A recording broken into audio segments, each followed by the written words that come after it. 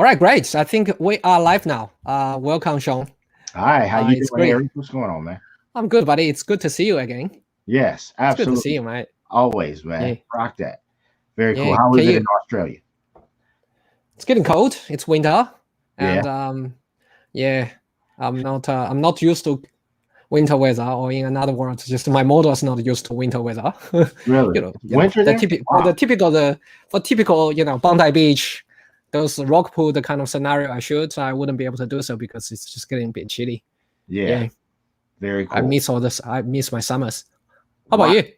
Well, it's summer here, but it's raining right now, right? So Yeah, just so odd, like on the other side of the world, how everything is impacted, that you guys are like yeah, 12, 14 hours ahead of us, um and that it's winter, right? They are in a bit chilly, and it's warm here, or at least it's supposed to be. So very cool. So rock that, man. Yeah. Stay yeah, warm. You know what I mean? Keep your hoodie on. yeah. Do you wanna share about the recent projects you're doing, Yeah, man. Sean? So just had a photograph go. It just went viral over in the States, and Yeah, it was around it was a Civil War image of a high school senior student who does reenactments as a hobby. And so there's a fort that was built in 1796 in Detroit called Fort Wayne, the historic Fort Wayne, and they do Civil War reenactments. And so this yep, student, this 17-year-old boy, dresses up in old Civil War garb and costuming, and they do the entire reenactment. Well, I did his high school senior photos. They were very, very cool. And news story, they did a local news story on us, and that went viral, and it went national, right? So that's been really, really cool. And so we've just been kind of building and growing off of that, and that's going on. And I shot part of that with the AD100 PRO. I love this light. Oh my God, this is an amazing light, right? Um, the other thing we got going is that I'm director of photography for TEDx Detroit, and so we're looking at that possibly coming up this year and building our photography team around that and capturing that live. And so we've innovated the way that we capture live events. We actually build a team of photographers of all skill levels, right? Those that are professional, and then giving those that are amateurs chances to actually come in and know what it's like to work a real event. And then we capture that event and we upload the photos in real time. So they're posted on social media in real time as the event is unfolding and as speakers are speaking. We storytell as we capture. It's a pretty cool thing. So we have a crew of about 20, 25 photographers, and an additional crew of about 10 members who do culling and all of that stuff. So there we go. Right. yeah, awesome. Rock that. So, Sean, basically, guys, the format here is that we're going to spend first 10 to 15 minutes for Sean to go over the image she's been doing recently, and please leave all your comments and questions below that we will answer and address all the questions during the QA session, which is after the presentation session, which is going to take about 10 to 15 minutes again. So feel free to leave all your questions, and please stay around because we do have a AD100 PRO giveaway in this video when you answer the question from us. So stay around, stay tuned, and I'll leave that to you, Sean. All right. Yep. So this is when I first got the AD100 PRO. I absolutely love this light because of the versatility of it. And so when we did this session, it was actually Aries. It was actually cold outside. It was winter for us where we shot these images downtown Detroit. And I did everything with the AD100 PRO. And I brought along different modifiers because what I wanted to do, and this was a test, was to photograph one model, different scenarios, just by myself, right? And so I wanted to photograph this by myself. I didn't want any help. I didn't want anybody holding any modifiers to show the versatility of this light right here if you're just shooting by yourself. And so this was one of the first shots that we did, and I had I think I had a 24-inch Octa, double baffled, and we shot this. It might have been f8. It might have been a little bit overcast outside, and so we just used this as a fill.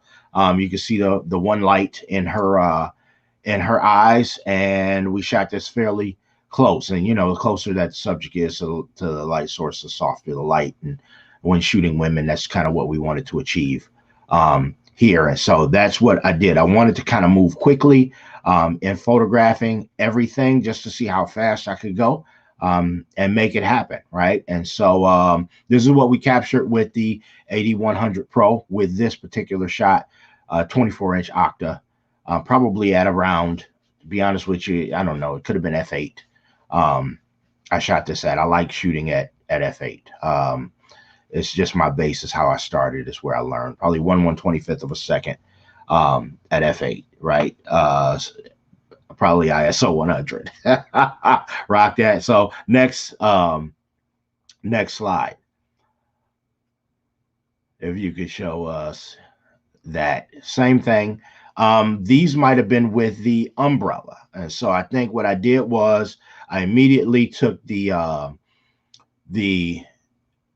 AD100 PRO. I left it in the SD2 bracket. I left it in the bracket and then put an umbrella in it and handheld. And so I have, I use the Canon 5D Mark IV, and I have the extra battery grip on it. And I know everybody's going mirrorless now. And so I need to, I need to go ahead and make the jump to mirrorless. I've been testing it out, and actually I really do love it. I'm starting to love it. But I had the 5D Mark IV, very heavy camera, right? And so I had it in my right hand, and I held the light with the umbrella through the bracket with the 100 in my left hand, and I shot these just like that, just to show versatility. And I wanted some interest against the backdrop of the building there. So shooting low to high, I love to shoot low to high, and then this one was kind of eyes on and letting the model do her thing, right? Next slide.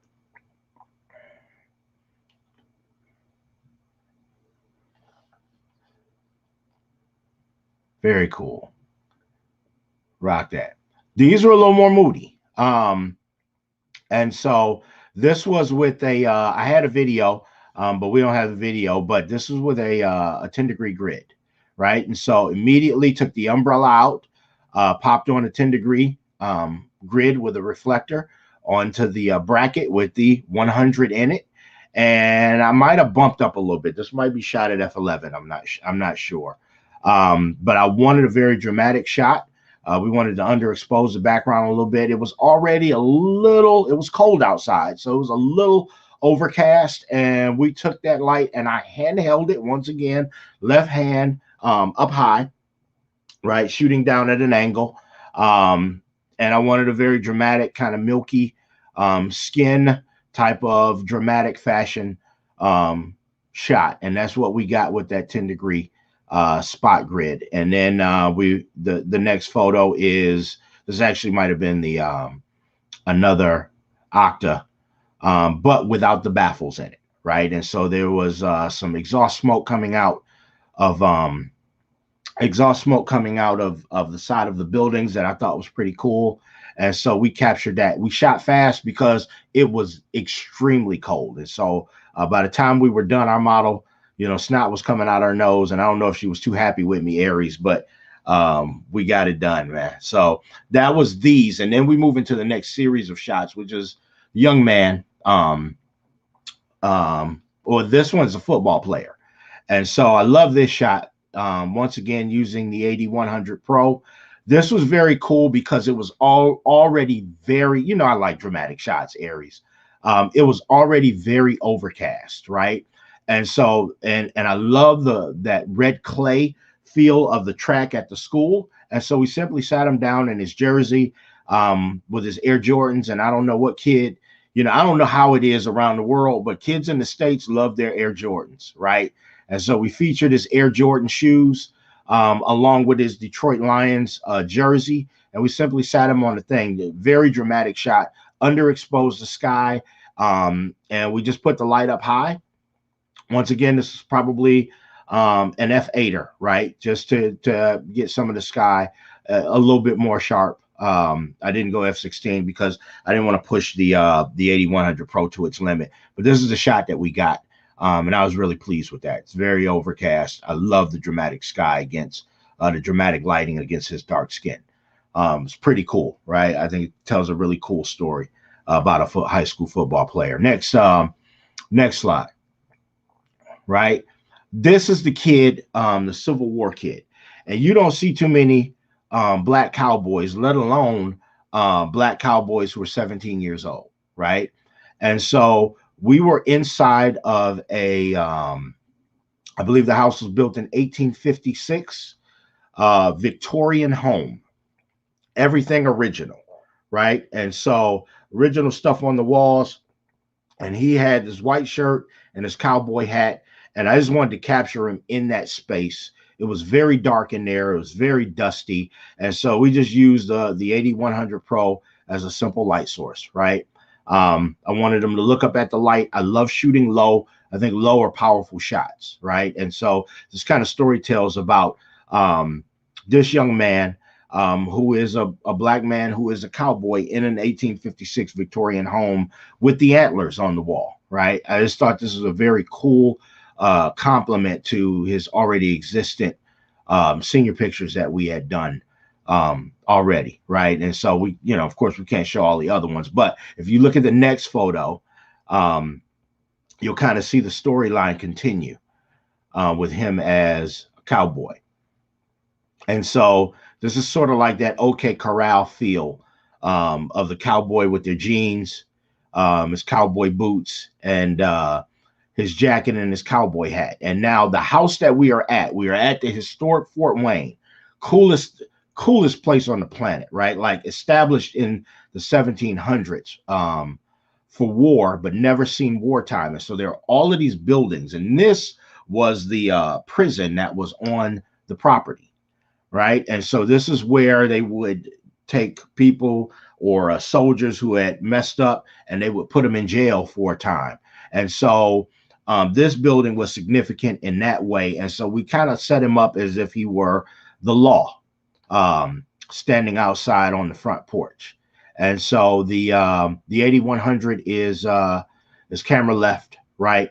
And we're providing fill right to his right to that side of him, a little bit behind him, and then having it softly fade off. I wanted to capture the detail of the brick. I wanted to capture the bars on the windows, right? I wanted to capture the whole of him in this particular shot. And still, I'm shooting a little low because I still want him to look powerful. I want him to look authoritative, right? The next shots, I think, are a little fun. You tell me if I'm talking too much, Aries. Go ahead. I'm enjoying it. Right. Go ahead. Yeah, and this will be, I think this is the last of the shots, but I also love sun flares. I just think that they're fun. They add some interest to a photograph, and I had just been playing with these. So this young girl had on Air Jordans again, and we were reaching the end of her session, and we had her jump, and there was a sun flare right over that rail. And so it was just perfect to be able to capture that sun flare and expose for her while just slightly underexposing the background, right? Just slightly. And once again, it was very cold that day, which is why in the second photo, her hands are in her pocket.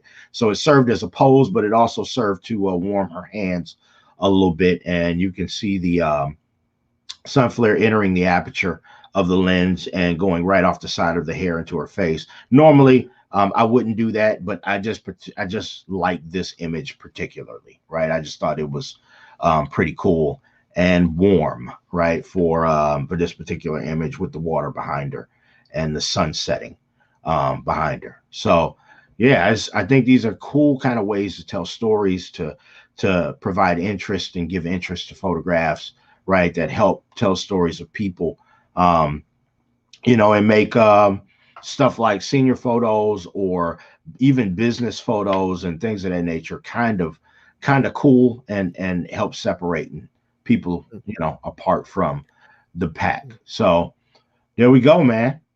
I think we were right on 15 minutes. Awesome. Thank you, Sean. Guys, gentle reminder, we have a Q&A session now. We're entering Q&A session now. Any question is welcome. So feel free to ask Sean any question, including anything, relevant with the photo. I will tell you two things I love about Sean. Number one, I love the idea about you by yourself with the lights, because every so often, we always looking for excuse to going out of our comfortable zone. We're like, I don't have a lighting assistant, man. It's too heavy and it's just too much hassle to take a lights on location.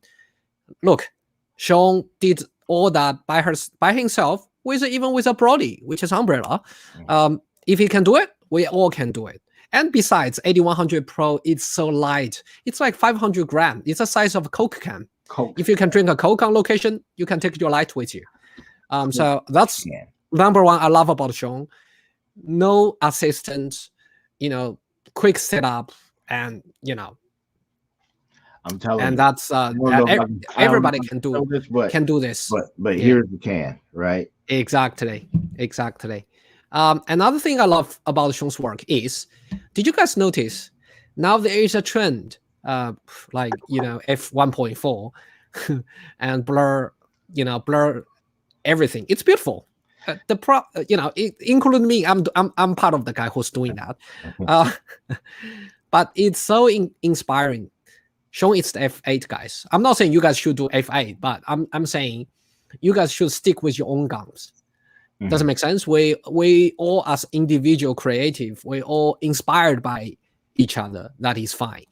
But end of the day, you should develop your own style. I love about Sean is he's sticking with his own gun. This is what I do. Like while everybody's talking about high speed sync, and f1.4 or f1.0, which blur the background, tell a way that you can't even tell where it is. What's the context? He's doing storytelling portrait and with f8, which works for him perfectly. The detail of the breaks, and there are so many images, the uniform images with a building in the background. You guys should totally check his Facebook out. It's already going viral online. It's one of my favorite image. You couldn't do it by f1.4 because it's just blur everything out. You can't even tell it's a building or it's a sky in the background. And f8, there is a reason small aperture works, and it works perfectly for Sean's style in terms of storytelling. I would encourage all of you to try all the formulas or all the recipes, whichever works for you to be creative. And that's my epiphany from Sean. Thank you for the inspiration, and I love it. I love our talk. Appreciate it. Thank you. I'm gonna tell you, man. That's kind of started out of all that stuff started out of need, right? So not wanting to carry equipment, 24-70 lives on my camera because variety, right, and ease of use, and being able to capture versatility and whatever I needed to capture a little bit, right? And Kinsman just asked me that question. Most of the time, the lens that I use is a 24-70 2.8. I love that lens. It lives on my camera because of the versatility of it. I can do portraits with it, as well as I can wide out and capture the background. Also, I love to use it at 24 a lot because lenses at that focal length cause distortion, and when you're shooting low, angles tend to go extreme, right? I love that. Most people don't like. If you're shooting architecture, this is not good, right? You certainly want straight lines, but with people, with high school seniors and creative portraits, I love capturing the background, and I love the effect and power that those angles give me, and what I'm able to create and capture with wide angles. So 24-70 there, Kinsman. Thank you for your question, man. Rock that. Where was the light placed on her? And I'm assuming you're talking about the young lady that was jumping. I think is that question, or that's the young lady was jumping. Let me just swap to the jumping photo. Just give me a sec. Yep. Okay. Yep. Both. I think the one jumping was upper right, camera right and high, shooting high to low, 45-degree angle. And though I would say that it's the same for the one on the left, right? I like shooting 45-degree angles, right? 2/3 is just, base. It's just base stuff, right? And that comes from my days from shooting in the studio, 45-degree angle, 6 feet, 5 feet, 6 feet away from the backdrop. Did you use any accessory like umbrella or the AKR1 dome? So, Or so this was AD100 PRO with a. There was an accessory. It's not an umbrella. It's a Aries, help me out. Which one is it? It's the softbox. I think it was the 120. The P120. Oh, P120. Yeah, the P. Oh, it's a big it's the big modifier, isn't it? Yeah, there was a huge modifier. Huge modifier. So I wanted to set it up. I wanted to capture some good stuff because we did some group stuff out there. And so I wanted soft light. I wanted soft light. I wanted a big modifier because I wanted soft light across. It was about 3 or 4 people that we had to capture, right? And so I used the 120 and we just used that on her. So we put it up high, C-stand, and we blasted her out. Right. And so the sun was setting, and so it was important for me to capture these quickly. Right. Sam, a quick follow-up. So P120 Sean's referring to is the 120 centimeters parabolic softbox. The bigger the softbox is, the softer the light is. So it's important to have a bigger softbox when we're taking group photos, because we need to place that further away from the group as well, each of which will have relevantly smaller lights. So yes, the light source become relevantly smaller because it's further away. So it's important to have a larger larger light modifiers for group portrait. Just for the information, I thought you might be interested. So, and we use the S2 bracket with the 100, and and so you'll see the transitions in the shadows a little softer on those. So, absolutely. What f-stop did you use on the jumping photo? I'm going to tell you. I'm going to tell you it's at least f8. I'll tell you, Jack, it's at least f8 that I use. Shutter speed might have been 1/125th of a second. Might have been 1/60th of a second. I'd have to look at the metadata on that. But we froze with flash, and of course it's the on 3, 1, 2, 3 jump right capture. Flash helps freeze. So how do you balance strobe and ambient light outside? Easy, light meter, and use your eyes, right? So I don't people ask that a lot, right? Like, how do you I think after you do it for so long, you can just kind of see it and make it happen. You know what you're looking for. I think the second portrait might have been shot at 2.8. That was certainly a lower aperture. Might have been 2.8, might have been 3.5, or something like that. But you get to a point where you kind of know what you want to do. But I always started out metering light, right? And you meter to what you need to. You might have Aries. What would you? Basically, what I would do is I'm metering the natural light without flash. If you're looking for natural, like there's no formula. It's not math. So there's no formula for everyone. But if you want to go for the natural end, stick with ambient. So 0 EV or minus a third EV. If you want to go ahead with the kind of dramatic punch sort of information, like a bit darker and moody, and the portrait kind of stand out, go for -1 stop or even -2 stops, like what Sean did at the train station. So it's really your taste. How would you like to balance the ambient and the strobe?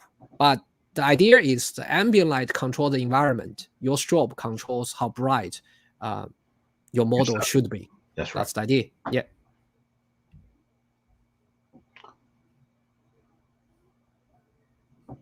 What were the modifiers of the last of this? Yeah, it's the same. So it's P120. I think that question has already been addressed. Yeah.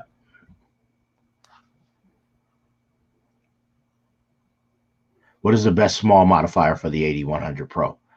The best small ones is probably that AK kit. I love my 24 deep octa. There's a 24-inch deep octa that I use. Umbrellas I use, and I'm gonna tell you, I don't know if it's the best modifier, but for ease of use and carry, that is the deciding factor for me. Right. So I know when I started at carrying all of that stuff on location, and then shooting for hours and then having to carry all of that stuff back was a pain in the rear. Yeah. And so small is better. And I think that umbrellas give you great light sources, great soft light sources. You can do shiny material. You can do the white material, you can do the black, you can have 3 umbrellas and they're all easy to carry. You can do what you need to do, right? I think those are probably I would say the best small modifiers for versatility when you're out in the field and portable. Yeah. You know what I love about Sean? Because Sean actually inspired me. You inspired me way further than you could imagine. Oh my God. So remember in our last talk, you said you only use 1 modifier on location? Yeah. Ever since our talk, that's what I start doing, and life gets way easier. I realize I don't need to change a modifier for every single image, which I kind of burns out. I was already tired before I started clicking the shutters because all the weightlifting, and I'm away, and you are way. You have a way more muscle than I am. You can imagine how tired I was, and I was walking on the beach, working in the sands. I was climbing the rocks. Oh man. Oh, I love Australian hiking, but not with 20 kilos of gears. Yeah. So ever since our last talk, I started to just use 1 modifier on 1 light. Very it changed cool. the way I talk. I'll share with you later. But yeah. But thank you, Sean. Cool. That's the personal epiphany I took out from our last chat. Man, I'm telling you. Hey Sean, does your F8 default come from the old press photographer's F8 and be there? No, it doesn't come from that. But you know what? I might have been taught that way though. The fuck old press photographers F8 and be there. Yeah, that sounds is cool. Yeah. Oh, Simon, you're pretty good with coming up, with all those sales F8, baby. Yeah, man. we probably should use as the topic of our talk. F8 and be there. How cool that is. No, that's man. It might. Simon, you're a genius. When I learned a lot of like that's my default, right? Is 1/125th of a second at F8. I just love starting at F8, and then what I do is that becomes my base for especially when I was in studio, that becomes my base. But since I have been storytelling, F8 is important to me because it captures the background, right? It is a place where I need to get background for the most part in focus enough to be able to tell the story for the high school senior or the subject or the business person or the environmental portrait that I'm looking to do. So that's why F8 is important to me. Now, I love 1.4, 1.6, F2, right? 2.8 for portraits. I think those are the milky bokeh is some of the most beautiful stuff that you will ever see in your life, stuff that is well lit and well balanced and all of that stuff. But for my niche and for my genre and my clientele, they love what I do in storytelling. They particularly pick locations because they want to feature them. And so that's the reason for F8. But I might have learned that way though, Simon. All right. How many lights do you like to use the most, just one AD100 or multiple. One. I like to use one AD100 Pro. Yeah. You want to know why? And this might sound like, Sean, oh my gosh, Sean, you're not an artist. You're not a true artist. When you've been photographing for years, time means something, right? Time, versatility, ease means something. And when you're on location and you have multiple sessions in a day and you got to get it done, you want to get it done with the least amount as possible. And so that has, when my career started and I needed to make money in my career, that was my approach. This freaking thing right here, oh my God, this thing right here is answer to prayer. Do you hear me? This thing right here is answer. If you tell me, I can put this in my pocket and run. I can put this in my pocket and run and go photograph something with an umbrella real quick and be done and put it back in my pocket. Are you crazy? Oh my goodness. Hottest stuff on the planet. I don't care what you say. Did you use any stick or pole to mount your light? No. So when I did handhold, I used the S2 bracket, right? And so I handheld this, right? I'd hold it up high, and I handheld this. Although this is light, I don't know if I want to put this on a pole, unless I had an assistant holding it, not with my camera in the other hand. Though you can. So other times where you saw the light, it was definitely on a stand or a C stand of some sort way down. So shooting outdoor can be an issue for lower power flash. What was the AD100 Pro? I don't know if I understand what you're talking about. He's talking about because it's 100 watts lights. Well, I'm not trying to shooting outdoor. I'm not trying to overpower the sun a whole lot. So I'm definitely not using this to do what a 600 watt or 1200 watt flash will do. Exactly. So I'm using this to capture background. Typically when I am shooting, I'm not shooting at dusk, right? It's not dusk or dawn. It's not early in the morning. It's very strategic shooting. I'm shooting on overcast days. So if I want drama and it's an overcast day, then great, right? Because I can still have the feel and the look of overpowering the sun while getting that dramatic shot, right? And still get done what I need to get done. And if I move the modifier close enough to my subject, then I can typically get done what I need to get done. Now, if I can't, I'm not trying to do what a 1200 watt light will do with an AD100 Pro, right? Exactly.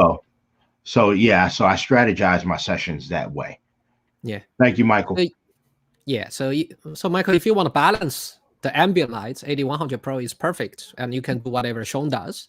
And I think the Sean doesn't do high-speed sync. That kind of saves the battery power and the battery output as well, by avoiding high-speed sync. Be mindful that high-speed sync will drain your battery power as well and your output a bit. And if you need to, combat the sun again, probably go for AD600 or AD1200, like Sean said. It will be a great idea. Shooting outdoors. Oh, this is Michael again. Oh yeah. That's the same question, I think. Yeah. Have you used AD300 Pro? Do you think the AD100 Pro is sufficient power shooting daylight with modifier? I have used the AD300 Pro, and the AD300 Pro is awesome. The AD300 Pro is awesome. I just think that the 100 Pro is more convenient, right? And so with what I'm doing, it's smaller and even lighter than the 300 Pro. I think 300 Pro gives you good power. I think that's a good all-around light. Actually, to be honest with you, I think the range of lights that Godox has come out with makes it extremely difficult to choose one over the other. Right? You got the 100, the 200, and you have the 200 with the round head. You have the 300, the 400, and then the 600 Pro, right? And then you jump into the 1200 Pro. You have a great range of lights. It's very difficult. I would say if you were getting a first-time light, it's tough. It's tough. Yeah. I don't know. What do you think? I would say if you're meaning to run and gun kind of shoots, you just use AKR1, like small modifiers, like AKR1. Go for AD100 Pro. It's no brainer. If you mainly shoot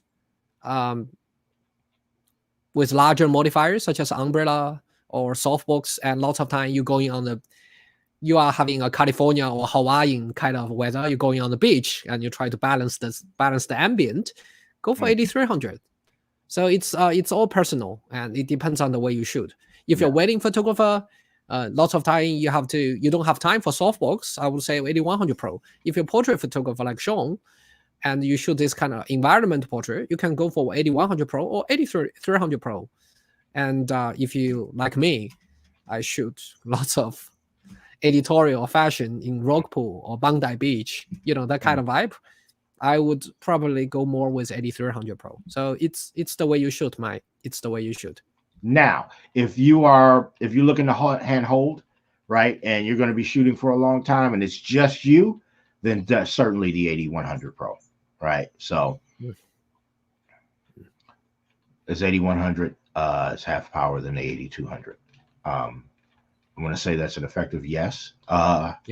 Yeah. So 100 watts of power versus 200 watt-seconds of power. So yeah, absolutely.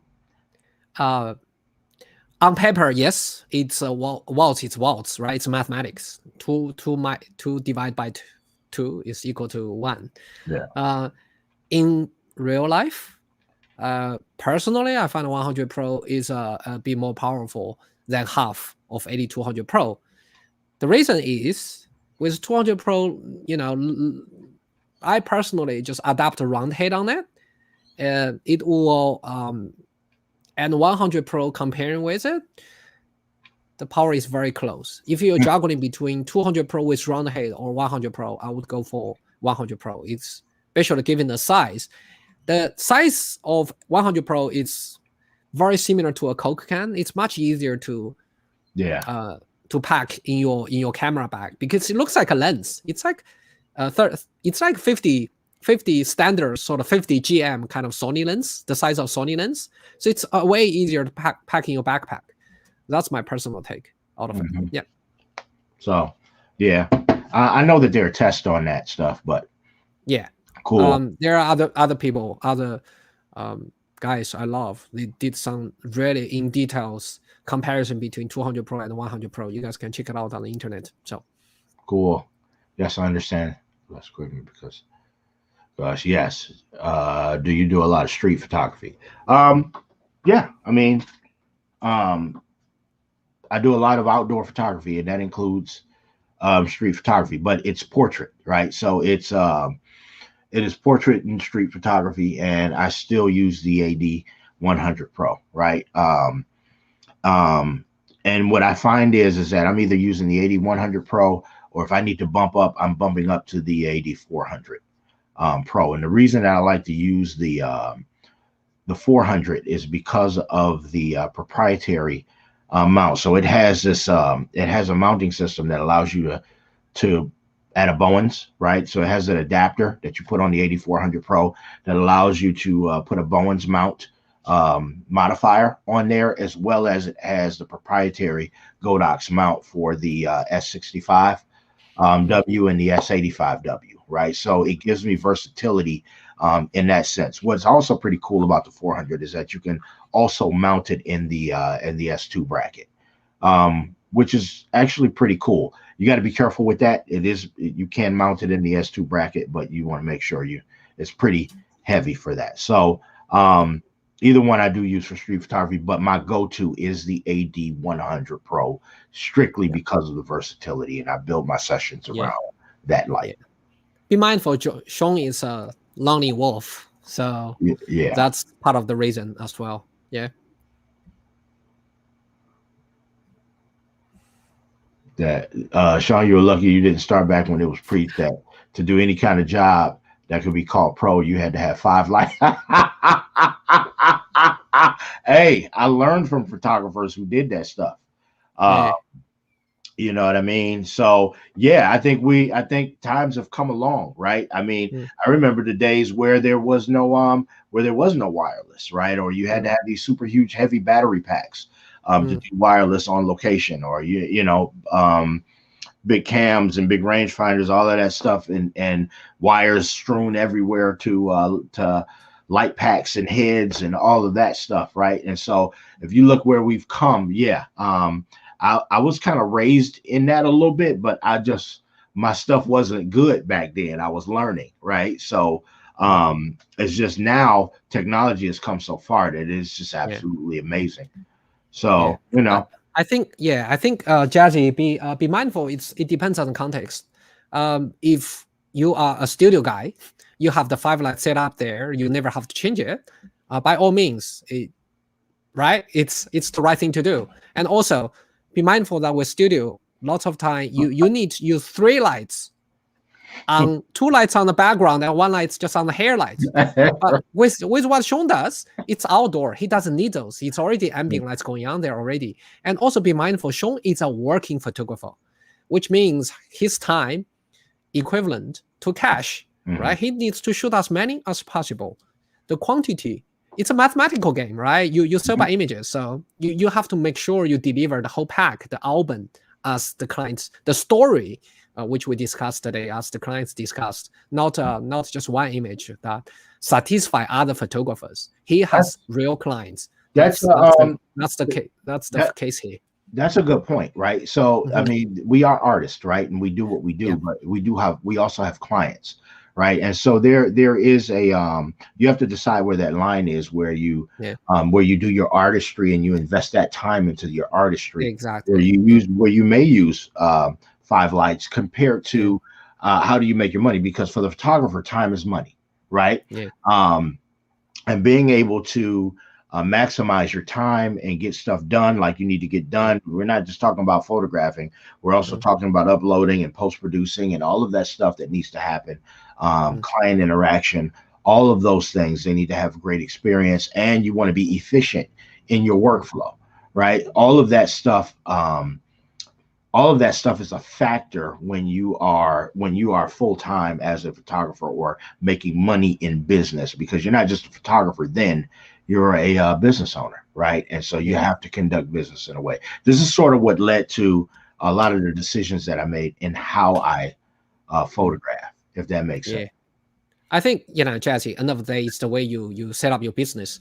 If you're selling large prints, like 100-inch prints, which itself costs $30,000, man, and the clients expect you to use 5 lights, by all means, go ahead. That's the way you set up business. If you're like me and Sean, like I'm doing wedding albums. I'll sell by album pages. If Sean is doing, I would imagine Sean's doing similar. So it's different way of setting up business, and that will affect the way we lead for commercial kind of work. And that's the way it is, Mike. Rock that. I'm exploring a series of caricatures in abandoned places. Play Dr. Mask. What would you suggest as modifiers? Just the Godox kit adapters, umbrellas, softboxes? That depends. That depends on your style. That depends. I mean, that's like all things photographic, right? It depends. Right? That's the answer to all things photographic. So remember, light is the definition of photography, right? Photograph is to paint with light, right? Or to draw with light. It depends on how you want to draw your photograph, right? It will depend on the modifiers that you want to use. And it probably is not a great idea for me to suggest a modifier for you. What I would do if I were you is I would just get some modifiers and start testing right, your paint, if that makes sense. And seeing what it is that you want to do, because all modifiers are going to do something different, and they're going to do them different in different environments with different lighting setups. So right. Alex, if I were you, what I'll do is, number one, I'll get assistant physically as strong as Sean to carry all the camera and lighting equipment and system for you, so you can focus on being creative. And number two, and when you want to move the lights around, you have an assistant which makes your life a way easier before you become fully experienced in that field. And number two is, I would go for the cheapest light modifiers, which is AD100. I think it costs like $20 or less, and get an umbrella, because umbrella is the cheapest soft light modifiers. So you have a bit harsh light, you have a soft light, you can choose either one of those, or you can choose to mix those. And you can test your recipe on the location which you described, which best fits your taste. So I would say those two options. Get a lighting assistant, get a soft light source modifier, get a harsh light source modifier, and have fun. Have fun. That's good. That's good. Rock that. What is your favorite item from the AKR1 kit with the 8100, or the most useful? I love the dome. Yep. I don't know where my kit is. It's probably in the back. I'm not gonna go get it because we're on this live. But there is there's a dome that you place over the light that makes it even softer, which is pretty cool. Actually, that whole kit is pretty dope.